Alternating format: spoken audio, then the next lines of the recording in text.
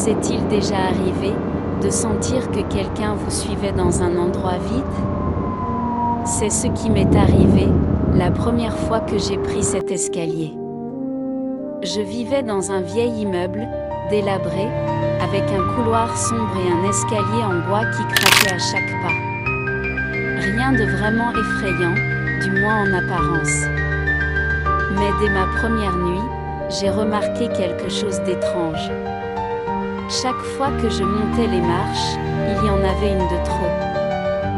Mes pas résonnaient, 1, 2, 3, et soudain, un quatrième, parfaitement calé derrière moi. Je me suis arrêtée net. Et le bruit aussi. Mon cœur battait si fort que j'entendais presque le sang dans mes oreilles. Quand je me suis retournée, il n'y avait rien. Seulement l'obscurité avalant les marches derrière moi. J'ai essayé d'oublier. De me dire que c'était le bois qui craquait. Mais les nuits suivantes, c'était toujours la même chose. Un pas de plus. Toujours à la même distance. Un soir, j'ai décidé de tester quelque chose. Je me suis arrêtée brusquement, en plein milieu de l'escalier. Et là, le dernier pas a résonné. Juste derrière moi. L'air est devenu glacé. J'ai tourné la tête, lentement, et j'ai vu une silhouette. Floue d'abord, puis plus nette. Elle était là, à une marche derrière moi. Elle n'avait pas de visage.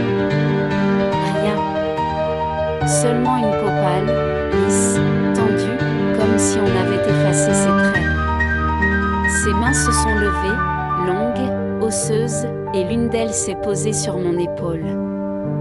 Je n'ai pas eu le temps de crier. Le lendemain, l'escalier était vide. Mais les voisins disent qu'ils entendent parfois un pas supplémentaire derrière eux. Et moi, je crois que je fais désormais partie des marches qu'on compte. Je me souviens encore de ce couloir, il semblait interminable, éclairé par des néons qui grésillaient, projetant des ombres mouvantes sur les murs humides. Au bout, il y avait une porte différente. Plus massive, plus froide. On aurait dit qu'elle respirait, du givre s'échappait par les jointures métalliques. J'aurais dû m'arrêter là. Mais ma curiosité a été plus forte. Lorsque j'ai poussé la porte, un souffle glacé m'a enveloppée, coupant ma respiration. À l'intérieur, tout était recouvert de glace. Les murs, le sol, même cette chaise métallique au centre, figée comme un hôtel oublié. J'ai senti mon souffle se matérialiser devant moi, une brume dense qui flottait dans l'air. Mais, ce n'était pas seulement un moine souffle. Il y en avait un autre. Juste derrière moi. Je me suis retournée lentement, et dans la brume, j'ai distingué une silhouette. Floue. Translucide. Puis, elle a ouvert les yeux. Deux orbes bleus, glacés, qui me transperçaient. Je voulais courir. Mais mes jambes ne répondaient plus. La créature avançait, ses pas résonnaient comme des craquements de glace qui se brisent. Chaque inspiration que je prenais me brûlait les poumons de froid. Alors, la porte s'est refermée derrière moi. Brutalement. J'ai frappé de toutes mes forces, mes doigts se figeant contre le métal.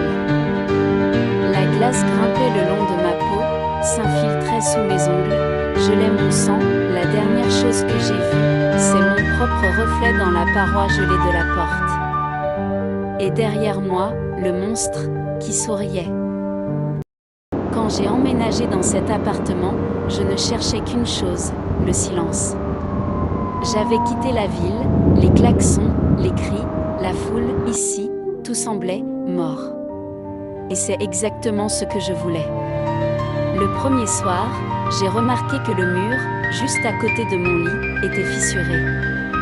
Pas grand-chose, une ligne fine, comme une cicatrice sur une peau trop vieille.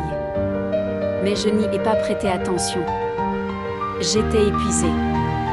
Et puis, cette nuit-là, j'ai entendu quelque chose. Un murmure. Faible, étouffé. Comme si quelqu'un murmurait derrière le mur. Au début, j'ai cru rêver. Mais la nuit suivante, il est revenu. Toujours le même son. Un chuchotement, sans mots, juste une présence. Alors j'ai collé mon oreille contre le mur. Et je l'ai entendu distinctement. Une respiration. Calme. Lente. Comme si quelqu'un m'écoutait dormir. J'ai passé la journée suivante à inspecter l'appartement. Personne. Rien d'anormal. Mais le soir venu, les voix sont revenues. Plus fortes. Plus proches. J'ai fini par craquer. J'ai pris un couteau. Et j'ai commencé à gratter le mur, là où le son était le plus fort.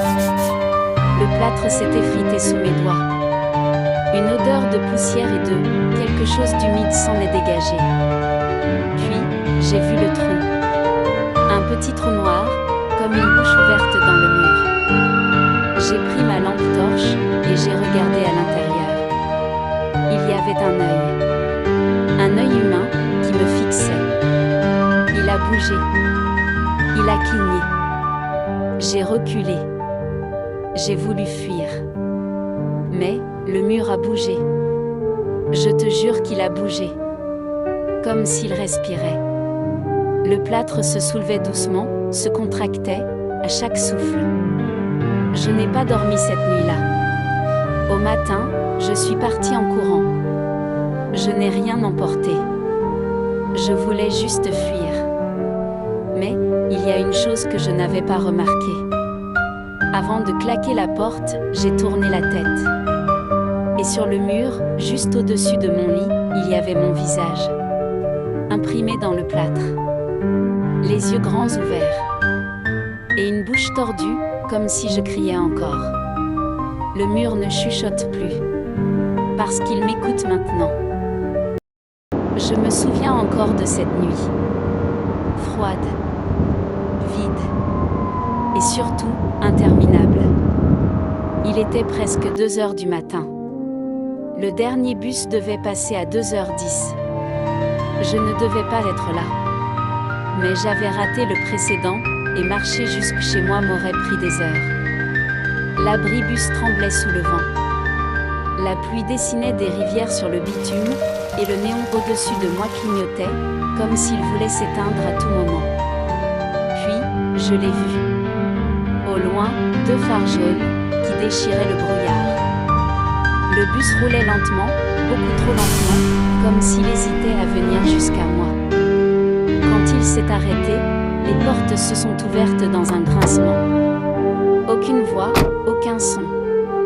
J'ai monté les marches, et le premier souffle que j'ai pris à l'intérieur sentait la poussière, la rouille, et quelque chose d'autre. Quelque chose de vieux. Les passagers étaient déjà là. Assis, immobiles, tête baissée. Certains semblaient endormis. D'autres, figés, comme s'ils retenaient leur respiration. Le conducteur, un homme maigre, aux yeux livides, m'a simplement lancé « Dernier trajet ». J'ai hoché la tête, sans rien dire, et je suis allée m'asseoir près de la vitre. Le moteur a rugi, et nous sommes partis. Mais très vite, j'ai remarqué quelque chose d'étrange. La route dehors ne changeait pas. Toujours les mêmes lampadaires, les mêmes bâtiments, les mêmes virages. Comme une boucle. Et puis, un détail m'a glacé le sang. Les passagers, eux aussi, semblaient différents à chaque fois que je tournais la tête. Un manteau qui changeait de couleur. Un visage plus pâle. Un corps en moins. À un moment, j'ai cru voir un homme debout tout au fond du bus. Il me fixait. Son visage était caché par l'ombre, mais je voyais un sourire. Un sourire immense, impossible. J'ai cligné des yeux. Il n'était plus là. Le bus continuait de rouler, dans le silence total. Puis, soudain, un son, un chuchotement.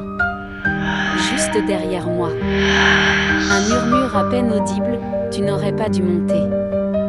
Je me suis retournée d'un coup. Le siège derrière moi était vide. Mais, il était chaud. Et humide. Mon cœur battait si fort que j'entendais son écho dans le moteur. Et puis, sans prévenir, le bus s'est arrêté. Le conducteur s'est tourné vers moi. Ses yeux étaient de trous noirs. Sa voix, à peine humaine, dernier arrêt. Dehors, il n'y avait rien. Juste un brouillard épais, une route perdue au milieu d'une forêt. Je suis descendue, incapable de parler. Le bus a refermé ses portes dans un soupir, et s'est éloigné lentement, englouti par le brouillard. Quand j'ai levé les yeux vers le panneau d'arrêt, j'ai senti mes jambes flancher. Il y était écrit « Cimetière municipal ligne terminée ». Je me suis approchée du panneau, le souffle coupé. Et c'est là que je l'ai vu. Mon reflet. Mon visage n'était plus là. Seulement 2 orbites vides, et un sourire identique à celui de l'homme du bus. Je ne crois pas aux maisons hantées. Ou du moins, je n'y croyais pas avant d'entrer dans celle-ci. On l'appelait la maison des échos, un vieux manoir abandonné au bord de la forêt. Les gens disaient que les murs y parlaient, que les sons des morts s'y répétaient, encore et encore. Je voulais prouver que tout ça n'était qu'une légende. Dès que j'ai franchi le seuil, j'ai senti quelque chose d'étrange. Chaque pas résonnait trop fort. Mon souffle semblait se dédoubler, comme si quelqu'un d'autre respirait juste derrière moi. Et puis, il y avait cette voix, un murmure ténu, impossible à localiser. Elle imitait mes mots, à quelques secondes d'intervalle. Je montais lentement l'escalier principal. À chaque marche, le craquement du bois se répétait après moi, plus fort, plus proche. J'ai cru à un écho, jusqu'à ce que les pas continuent, même quand je m'arrêtais.